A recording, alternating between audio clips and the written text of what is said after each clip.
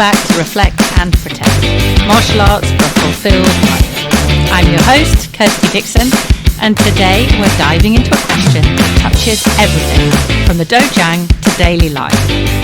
Grit or quit?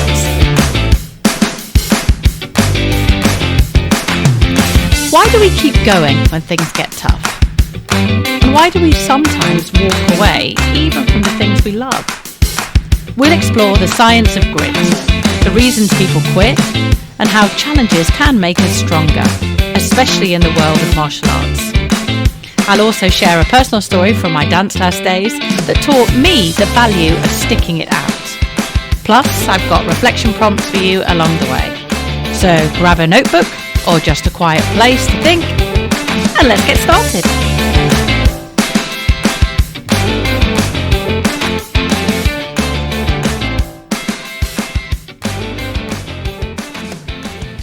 So, what is grit, and why does it matter in Choi Kwon Do? In martial arts, grit is what gets you back in class, even when you're tired, when life gets busy, or if you're tempted to stay home.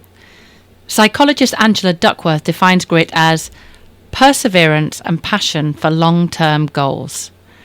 It's not about being the most talented, it's about showing up consistently and staying committed. Research backs this up. In one study, grit outperformed IQ in predicting who stuck with tough challenges. Another review of 88 studies found gritty people were 20% more likely to finish demanding programs. And here's the key. It's not just about grinding, it's also about passion. In Choi Kwon Do, that passion comes from the joy of movement, the friendships in the dojang, and the pride of progress, or tying on that next belt. So before we dive in, let's pause together. Think back to a moment in your life, maybe in Choi Kwon Do, maybe in school, work, or even another hobby, when you nearly gave up. It might have been a grading where your legs were shaking, or a time in life when the obstacles felt too heavy, or maybe a goal you set for yourself that just seemed impossible, but you didn't quit. Something inside you held on. Maybe it was stubbornness, maybe it was pride, maybe love. And because you kept going, you grew stronger. Hold that memory in your mind. That's your grit story. Proof that you will already carry perseverance inside you. If you'd like, share it on social media with the hashtag Reflect and Protect. Who knows, your story might be the one that helps someone else push through today.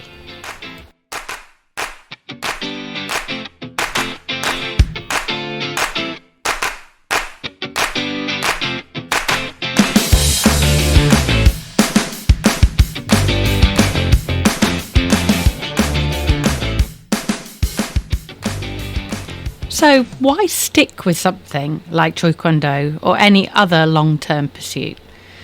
Well, the benefits are enormous and they ripple into every part of life. Let's look at the first one, psychological growth. Every time you push through a tough class, you train your mind to handle discomfort.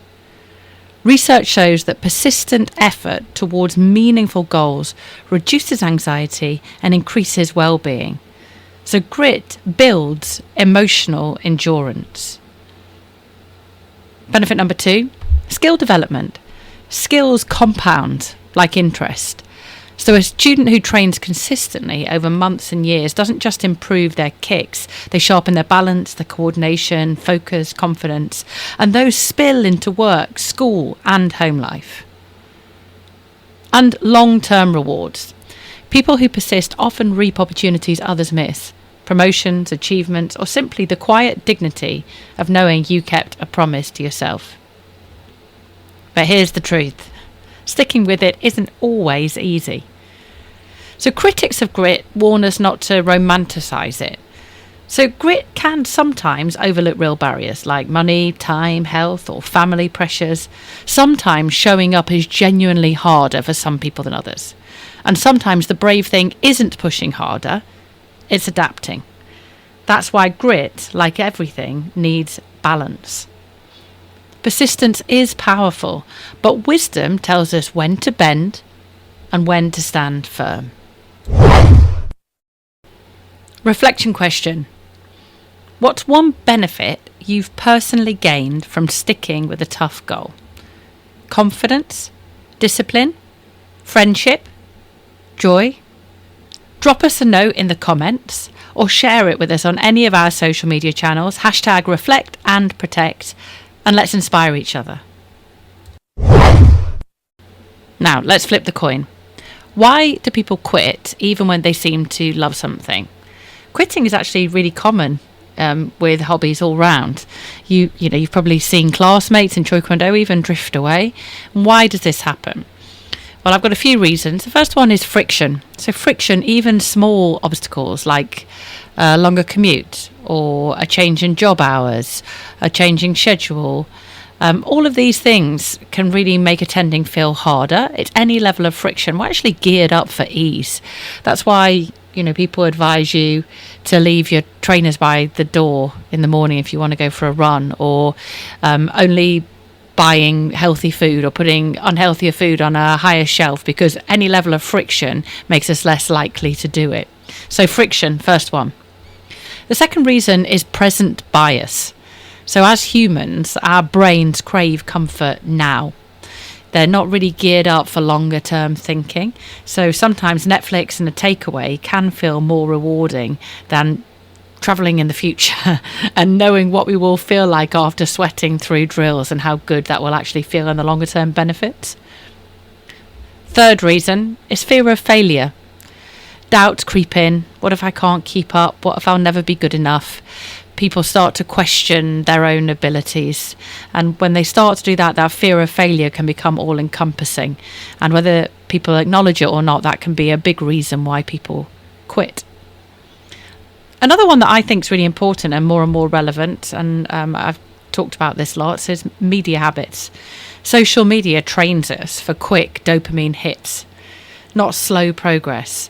And neuroscientists warns this weakens persistence. The more you get used to that quick fix, those quick dopamine hits, the less you are willing to pursue longer term goals and delay that gratification and work at a slower pace.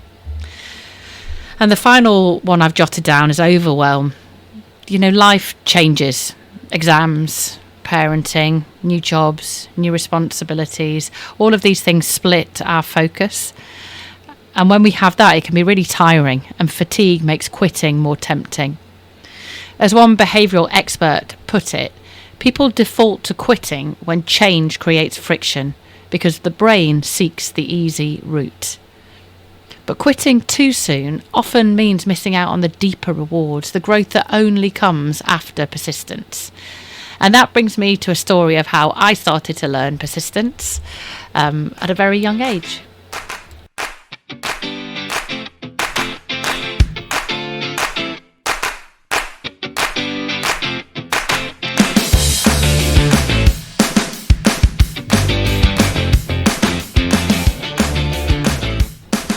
So when I was a child, before I got into martial arts, a long time before I got into martial arts, I took dance classes.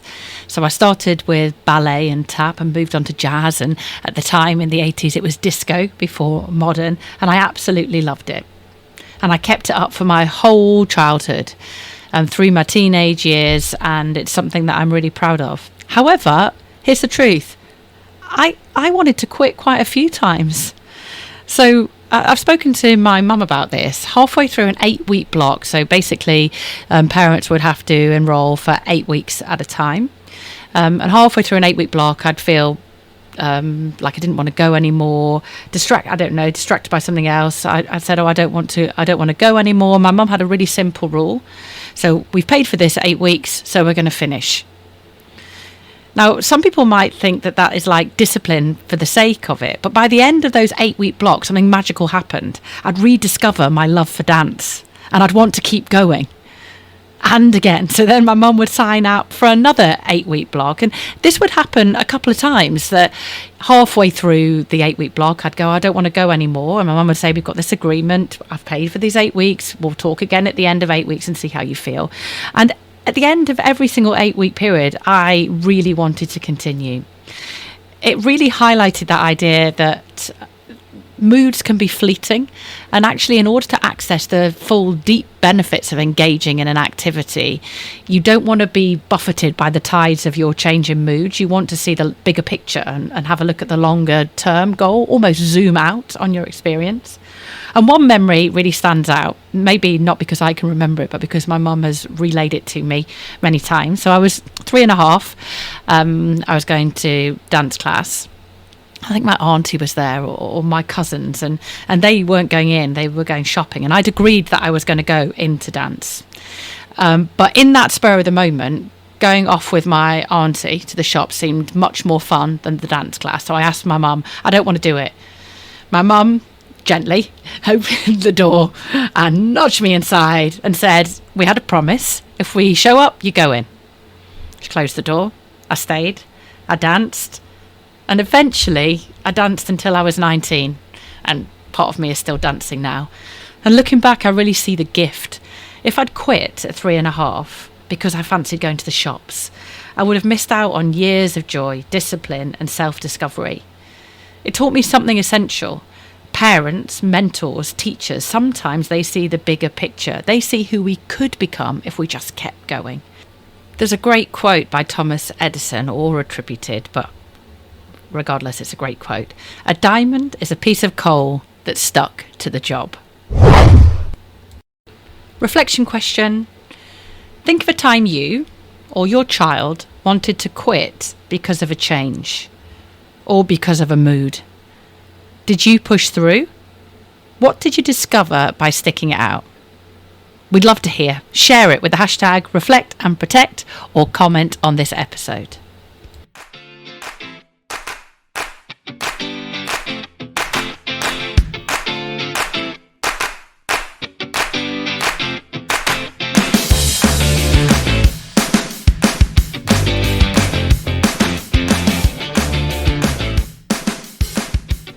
So here's another way of looking at things. What if, instead of dreading challenges, we welcome them? Hanshi Kovar has mastery mindsets, and one of his mastery mindsets is, this challenge will make me stronger. Science backs this up. People with a growth mindset, those who see obstacles as opportunities, are 30% more likely to persist. Neuroscience shows that every time you overcome a setback, your brain literally rewires, strengthening circuits of self-control. Marcus Aurelius, the Stoic philosopher, put it simply: the obstacle is the way. But let's be honest, mindset isn't always enough. Systemic barriers, burnout, or social pressures can still overwhelm us, and that is why strategies matter. Science-backed strategies to combat quitting. Number 1, reframe challenges. Ask, how could this obstacle make me stronger? 2, rebuild routines. Anchor Choi Kwan Do, for example, into your new schedule after life changes. 3, find community. Training with others boosts persistence by up to 30%. Number 4, limit media. Protect your focus by cutting back on endless scrolling. 5, quit strategically. If something no longer aligns with your values, leave with intention, not out of fatigue. Reflection question. What's one challenge in your life right now that you could reframe as growth? Share it with hashtag Reflect and Protect. I'd love to feature some of your answers in the next episode.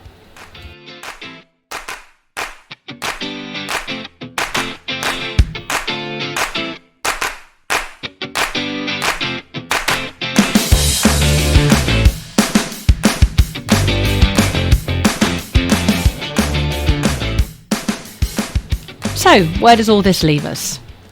In Choi Kwan Do, grit means showing up, pushing through, and valuing the journey. Whether you're perfecting a sidekick or balancing martial arts with work and family, grit is what keeps you going and growing. But quitting isn't always failure.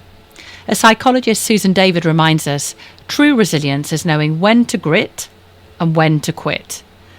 My dance story taught me that the value of the journey, the confidence, the friendships, the discipline, far outweighs the temporary discomfort. So here are the questions to hold on to. Does this challenge align with my values? Can I grow from it? If yes, stick with it. If not, pivot with purpose.